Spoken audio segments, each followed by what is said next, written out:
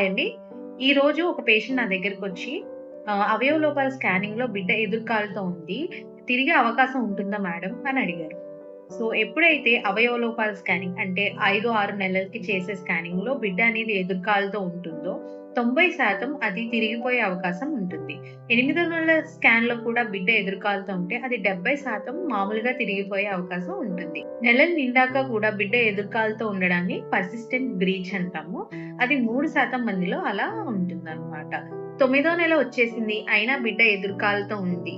So, ఇప్పుడు ఏదైనా చేయొచ్చా బిడ్డ తిరగటానికి అంటే ఒక ప్రాసెస్ ఉంటుంది. దాన్ని ఎక్స్టర్నల్ కెఫాలిక్ వర్షన్ అంటారనమాట. ఇది డాక్టర్స్ పెర్ఫార్మ్ చేస్తారు. 36, 37 వారాలకి మీకింకా బిడ్డ ఎదురుకాలుతో అంటే బ్రీచ్ ప్రెజెంటేషన్‌లో ఉంటే. పొట్ట మీద ఇది ఒక మానోవర్. అంటే ఎలా చేస్తారు అంటే పొట్ట మీద చేతులు పెట్టి డాక్టర్ మాన్యువల్‌గా బేబీని తిప్పడానికి ట్రై చేస్తారు.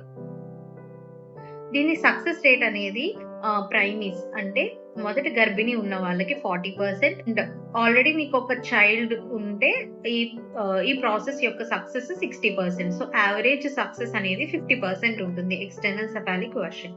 ఒకసారి వర్షన్ అయ్యి బేబీ అనేది తల కింద వచ్చినప్పుడు రీవర్షన్ అంటారు. అంటే మళ్ళీ బ్రీచ్‌కెళ్ళిపోతుందా అని డౌట్స్ ఉంటాయి. అది ఓన్లీ 3% మందిలోనే జరుగుతుంది.